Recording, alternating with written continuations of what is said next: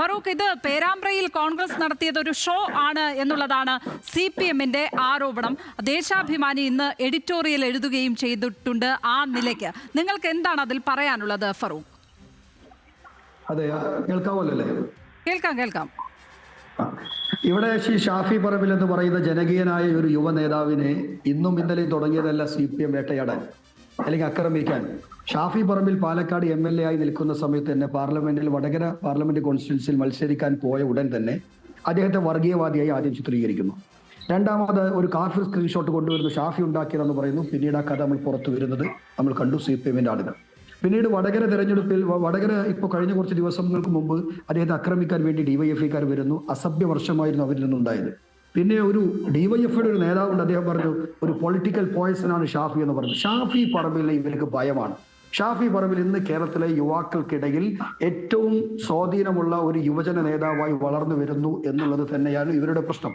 പിന്നെ വേറൊരു പ്രശ്നം എന്ന് പറയുന്നത് ഇവർ വലിയ PR ഒക്കെ കൊടുത്ത് വലിയൊരു നേതാവാക്കി വെച്ച് അമേരിക്കൻ പ്രസിഡന്റിന്റെ പോലും അവാർഡ് നേടി എന്നൊക്കെ പറഞ്ഞുകൊണ്ട് ഇവിടെ ഉണ്ടായിരുന്ന ഒരു ടീച്ചർ ഉണ്ടായിരുന്നു. അവരുടെ പേര് ശൈലജ ടീച്ചർ എന്നാണ്. ആ ശൈലജ ടീച്ചർ അവരുടെ അടുത്ത് ഭാവി കേരളത്തിന് മുഖ്യമന്ത്രി എന്നൊക്കെ പറഞ്ഞ് പരിവേഷിപ്പിച്ച് കൊണ്ടുവന്നു. ആ വടകര പാർലമെന്റ് കോൺസ്റ്റിറ്റ്യൂഷനിൽ മത്സരിപ്പിച്ചു. 1 അല്ല, 1000 അല്ല, 10,000 അല്ല, 50,000 അല്ല, 1 ലക്ഷം അല്ല, 1,14,000 പരം വോട്ടിന് ഷാഫി പറമ്പിൽ ശൈലജ ടീച്ചറെ തോൽപ്പിച്ചത് മുതൽ തുടങ്ങിയതാണ്. അപ്പൊ അതിന്റെ ഭാഗമാണ് ഇതെല്ലാം.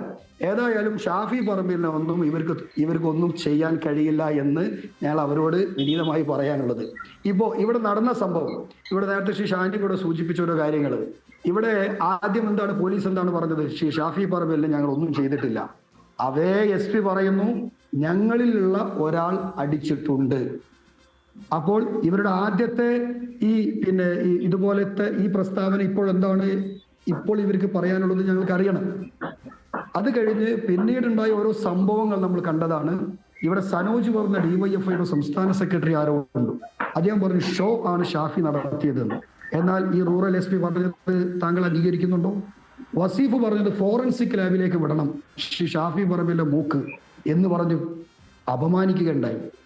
ഒരു മനുഷ്യൻ കോഴിക്കോട് ബേബി മെമ്മോറിയൽ ഹോസ്പിറ്റലിൽ പോയിട്ട് അവിടെ കിടക്കുന്നുണ്ട്, ഒന്ന് പോയി കാണണം.